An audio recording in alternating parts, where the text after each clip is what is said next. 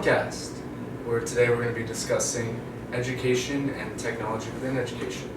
So first thing I think that we should talk about is how technology is changing within education. So we see that technology in general is just rapidly increasing in its capabilities and capacities, but how do we see that manifest itself in education? So I think we can start off with saying how technology in the past has changed in the future and how it can also be utilized in education. And so I think one example I would probably say the most prominent technology from what I remember in my past was the chalkboard into the whiteboard into the smartboard. So I'm pretty sure back in the day people used chalkboards a lot, and then suddenly whiteboards started to come in, and then people started replacing the chalkboards with like whiteboard, and then all of a sudden, recently smartboards have become a thing, and so now you don't really see that many chalkboards around, do you? No, you don't. What have you been seeing in terms of technology being used in education? I guess I'll start from when I was in elementary school. We would have those little overhead things, Mhm. remember, where they would write, and then we'd go from those, and then we'd start using projectors, and I think that's the newest thing we've gotten. But that was introduced in middle or high school, so yeah, there's a lot of technological advances. We can stay here all day naming them all, but Have we seen a lot of resistance by teachers and faculty to using these new technologies within the classroom? I see a lot of resistance when it comes to phones, laptops, especially here in college. They really, admire those things. They want to use them. But I remember back in middle school and high school, they'd hate. Well, I wouldn't use the word hate, but they really wouldn't want people using their phones and laptops. And that's something that we should really be looking into, because if we want to progress as a society, we should be, admiring those things rather than pushing them back.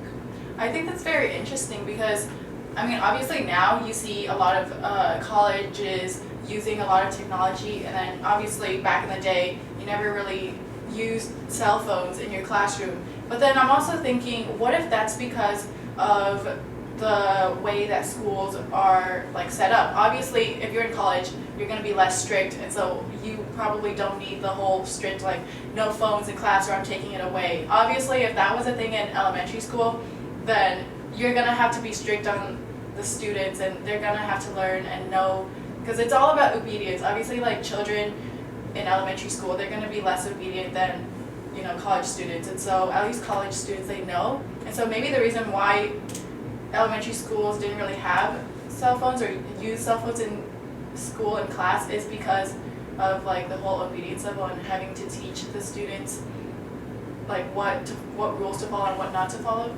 So Yeah. maybe it's kind of that. Yeah, I agree with that. But at the same time, I feel if we start using those things at a young age, like middle school, maybe not elementary. Elementary's a little far-fetched, but middle school we can start using phones. They've used Kahoot, right? And that's a good learning tool for students.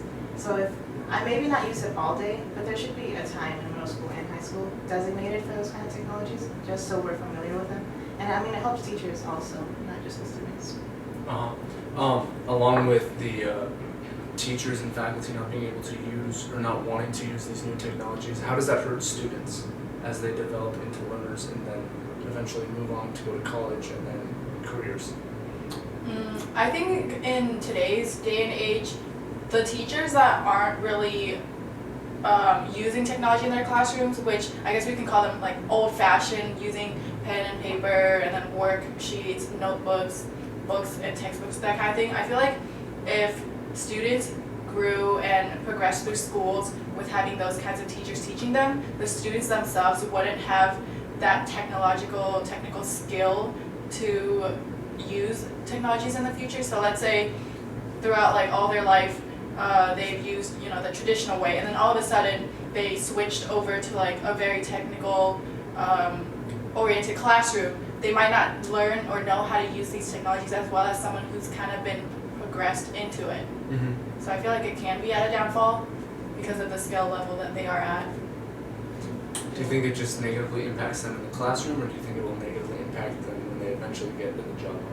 Oh, I think for sure it'll help. Hinder them in the job market, just because schools and societies aren't the only thing progressing. I feel the market and the job places are also getting these new technologies. And if you're not familiar with them, you're probably not going to be hired, or you're going to struggle when you work. Mm-hmm. Another concern that I have with technology developing and not utilizing it in the classroom goes along with jobs, is that people who are in high-tech STEM fields, they make more money coming out of college than people who don't have those technology skills. How is that something that we can address? Also looking at it from an income inequality standpoint. Yeah, I would say if you want to bring in kind of like a socioeconomic standpoint and how certain schools might not have the advanced of a technology as like certain schools, I do feel like that can leave them at a disadvantage because of, you know, maybe like not enough funding to like provide the best and highest quality of technology. And so I feel like that can affect students later on in like the future, like high school wise. But then the college is different though, because I feel like with college it's just a whole different thing.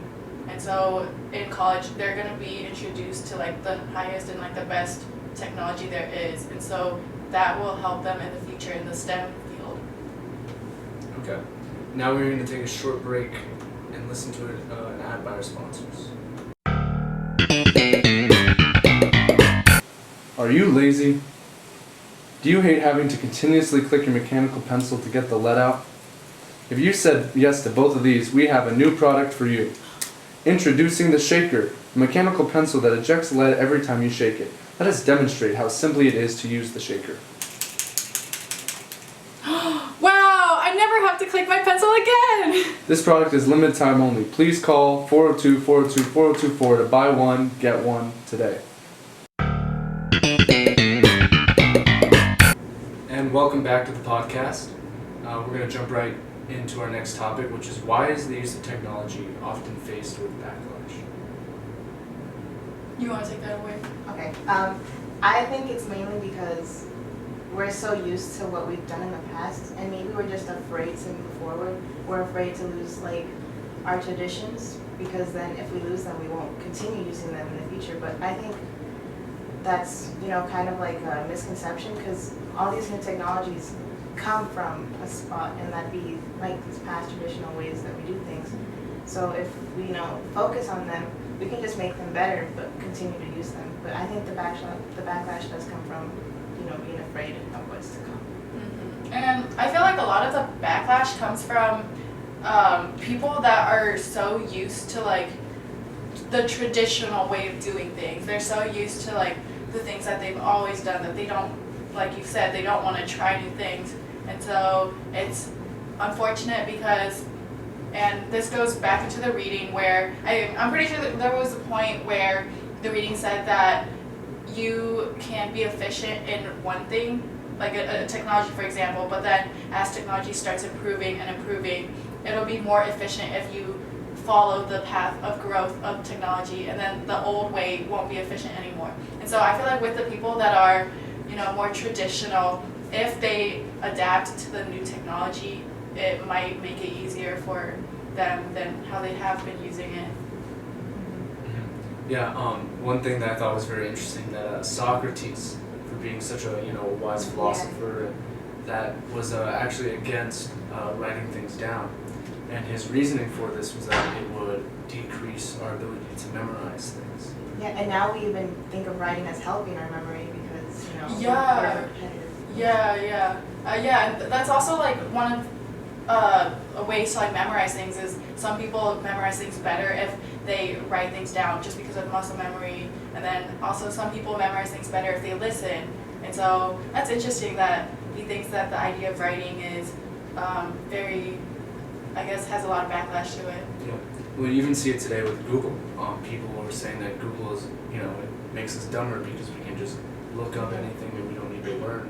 We can just use it to find any information that we want, but we won't be able to memorize it. What do you think of that idea? I think, honestly, it's kind of a ridiculous idea, because if you're Googling this information, it's going to stick with you. Because you're Googling it for a reason. Maybe you're interested in it, maybe you're doing it for class, but you're going to see it enough where you memorize it. So really, Google is a helpful tool rather than something that hinders your ability to, you know, Yeah, and like I was gonna say, how else are you supposed to learn information if you don't know? Like where else are you supposed to find, I don't know, how to fix a flat tire? Like, you're just gonna go to the car store yeah, and then find a like book on find it? a book Yeah. on it. See, like I feel like Google's Or you just gotta very pay for the efficient. book. Yeah. Like Google, you don't have to pay for it. You know what I Yeah. mean? All you gotta pay for is internet, right? Yeah. Okay, that's. You got McDonald's free Wi-Fi. Oh yeah, you're right. Let's talk about our own personal experiences in education. What technologies have we seen used by teachers in our own practical experiences? So, okay, for my practicum, I shadowed in a 7th grade math classroom. And so one thing that I noticed that the classroom used that I never really used in the past was Google Classroom. And so if you don't know what that is, Google Classroom is kind of like it's similar to Canvas and Blackboard, but teachers use it and they can make worksheets or they can make quizzes, and then the students would go onto their laptops with their own technology and fill out the worksheets and the quizzes, and so they would be able to do that at home. And so what's different about Google Classroom than how I used to do schooling back in the past is that I never really got the opportunity to use technology at my own house. Usually it would, I would just get a worksheet, like a physical paper, and like fill it out. And so having these students be able to use Google Classroom at home is efficient because then like they can just have it then and there. But then I guess it also brings back to the topic of what about those students who might not have access to technology? Then it would be hindering them rather than being efficient, wouldn't it? Well, in my practicum, I just did like an after-school program, so I really wasn't in the classroom seeing what technologies were being used. And yeah, I was just mainly like, it was a library, so there wasn't much technology going on in there besides some computers. It's all books. Nothing wrong with books. How do we simplify technologies for people who are starting to learn them?